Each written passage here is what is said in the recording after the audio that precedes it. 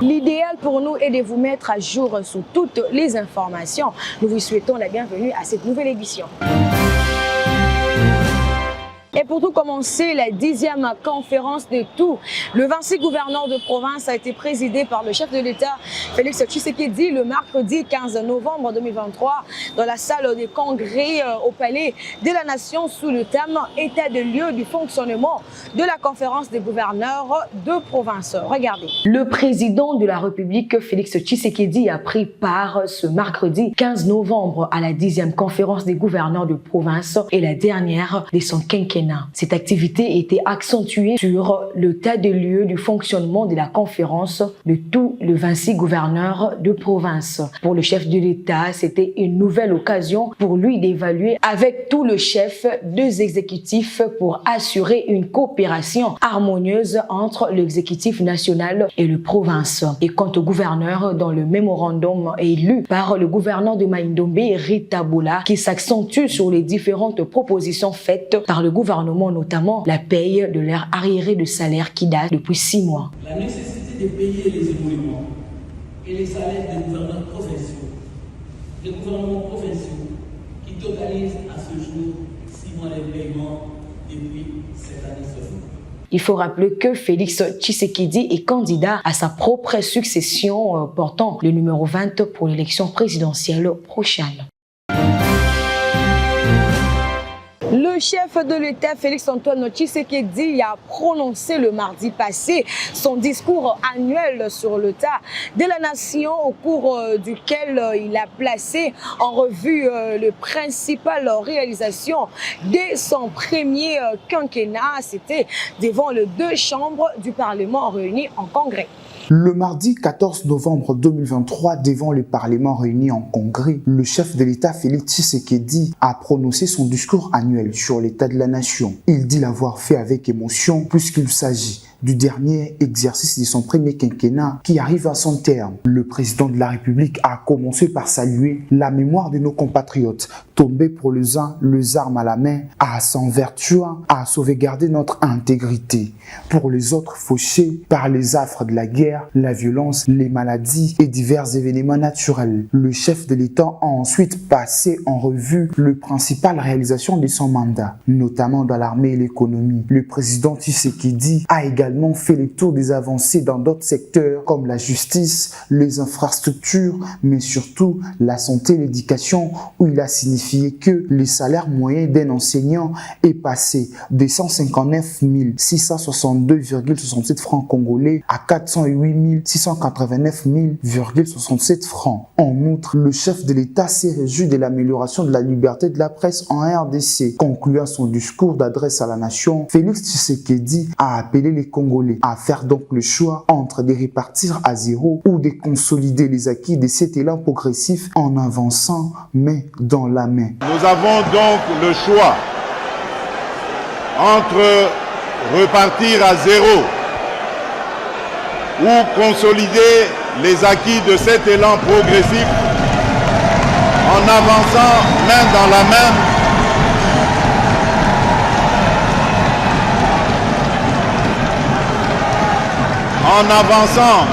la main avec une vision claire et un but commun vers un avenir où chaque Congolais aura la possibilité de prospérer. Que vive la République démocratique du Congo, que Dieu bénisse la République démocratique du Congo et son peuple. Déjà pour ce dimanche 19 novembre 2023, le président Félix Tshisekedi va démarrer sa campagne électorale au stade de Martyrs de la Pentecôte. Le président de l'Assemblée nationale, Christophe Mbossonkodia, mobilise le cadre et militant du plateforme Union sacrée de la nation. Je voudrais informer l'opinion nationale, spécialement les membres de l'Union sacrée de la nation, que ce 19 novembre, l'Union sacrée de la nation organise un grand meeting de campagne le 19 novembre 2023. C'est-à-dire que l'Union sacrée lance ce 19 novembre 2023 la campagne électorale à partir de Kinshasa. De ce fait, nous invitons tous les présidents de partis et regroupements politiques membres de l'Union sacrée de mobiliser tous nos membres pour une participation massive à ces meetings.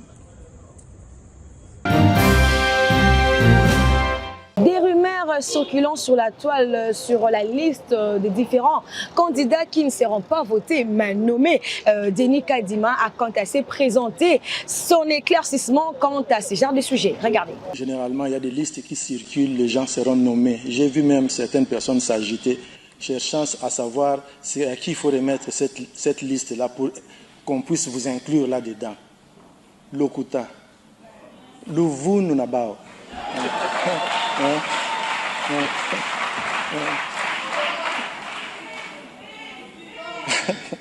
Ça ne va pas arriver. Il n'y aura pas. Personne ne sera nommé. Vous allez le voir. Il faut leur dire, ceux qui sont candidats, il n'y aura pas de personnes nommées.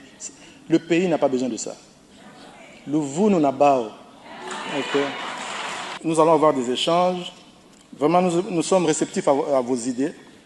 Travaillons la main dans la main. Rappelez-vous, nous sommes dans le même bateau qui s'appelle RDC. Il ne faut pas qu'il chavire. Parce que s'il coule, comme je l'ai dit au candidat président, si le bateau coule, il faut être bête pour penser que seule la CENI va couler. Si vous êtes dans ce bateau-là, vous et nous, nous allons couler. Et je pense que personne ne veut couler. Alors, continuons ensemble, la main dans la main, et faisons de ces élections une réussite. Si ça marche, ce n'est pas la réussite de la CENI, non, ça sera notre réussite collective. Et si ça échoue, ça sera un échec collectif et personne ne veut de ça. Je vous remercie. Le nouveau coordonnateur de la campagne du chef de l'État dans l'espace Né Congo, André Ouamesso, a échangé avec tous les leaders du Congo central en vue d'organiser une meilleure campagne électorale pour le président Félix Antoine Tshisekedi. Dele Abelema et Iris Santoto ont signé ces reportages. Aussitôt nommé comme étant coordonnateur de la campagne électorale du chef de l'État à l'espace Congo, André Ouamesso, Durkaba du chef de l'État, a réuni autour d'une table, à quelques jours du lancement de la campagne électorale, les leaders venus des 4 coins et recoins de la province du Congo central à l'espace de First MK à Kinshasa, le mardi 15 novembre 2023, avec comme objectif mettre en place de nouvelles stratégies incontournables pour faire élire le chef de l'État au second mandat. André Ouamesso, porte-parole du peuple né Congo, en sa qualité d'un bon rassembleur et l'homme de l'unité, a fini par adopter des stratégies pouvant donner la chance au président Félix Tshisekedi enfin de continuer sa mission à la tête de la République démocratique du Congo. Le stratège Ouamesso a promis dans ses propos de travailler pour l'amour et l'unité comme le veut le chef de l'État qui a montré le vrai amour à son égard. Je crois que c'est en droite ligne, Monsieur Peggy, vous étiez là, Njili. Bon, j'avais dit que la première chose que je devais faire, c'est de rétablir le Kintwadi. Parce que c'est quelque chose qui nous a manqué pendant très longtemps. Et c'est quelque chose qui nous a affaiblis. Et cette division était l'œuvre de nous-mêmes. On se faisait des coups bas, on s'insultait, mais ça ne profitait pas à la province du Congo central.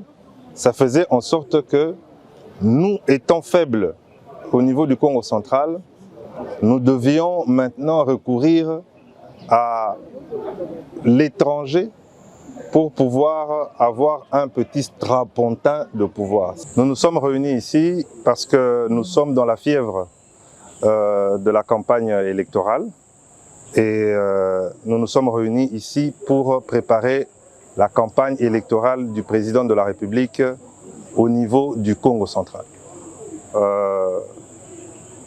J'ai eu le privilège et l'honneur d'être désigné comme coordonnateur et ce travail ne pouvait être fait qu'avec mes frères et mes sœurs qui sont ici, d'où cette réunion. Parce qu'en plus de ça, le chef de l'État est candidat à sa réélection, va commencer par le Congo central. De l'autre côté, les leaders nés Congo ont exprimé et réitéré leur engagement et soutien indéfectible au chef de l'État Félix-Antoine Tshisekedi Tshilombo, mais chacun dans sa dialecte respective. Bana bambanza ngungu, bana cataracte, tuizidi, kadi mulumbu kia lumingu, kia lendi, mfumo mti, Félix Tshisekedi, sika sala tournée ku Bakongo. Sika batikila kuna Mwanda, Matadi Boma, Chela, sika luaka mbanza ngungu, buna beto baonzo, nkangu wa ngungu, batuka kuluozi, batuka kunkamba, ntimansi, gome Matadi Lunzadi, batuka kuziteri secteur za bandibu, beto baonzo, kia lendi, kia zole tukala kumbanza ngungu, kadi mfumu ensi, ndo wa solo kwa mfumu kimbangu, sikiza kututala, sika kale ngogo, mikarana kwa beto, bana ba territoire mbanza ngungu ye district na Cartaract. Matondo mingi bapangi, bube tumeka tuka na lukutakano ya nene, samu na ina metadila, mutino betike tambudila na ina metadila propagande ya candidat betu numéro 20, mfumu ya inti, Papa Félix Antoine Tshisekedi Tshilombo. Na kuna na beto bane Kongo nyonso, beto nyonso mesangana na manima ya pangia beto. Dirikaba Wameso, beto ketambula Kintwadi, beto mebimisa coordination provinciale, samo bameto ba zone linguistique, beto betike zone linguistique à part. Pour procéder à l'ouverture de sa campagne électorale, un grand honneur à tous les peuples nés Congo. Rappelons par ailleurs que cette activité est sanctionnée par une prise de photos de famille. Après le tension communautaire constatée à Malemba Nkulu, le gouverneur du Haut-Katanga, Jacques Kiaboula, condamne et déplore ces comportements et il appelle aussi au calme pour que la période électorale ne soit perturbée. Suivez. Ce qui s'est passé dans la province de Olomami, d'ailleurs que nous condamnons, ne doit pas se reproduire ailleurs. Nous venons de constater, malheureusement avec regret depuis hier soir, que les messages de haine passent dans les réseaux sociaux afin d'appeler les uns et les autres à s'affronter. Mais nous ne sommes pas prêts à accepter cela.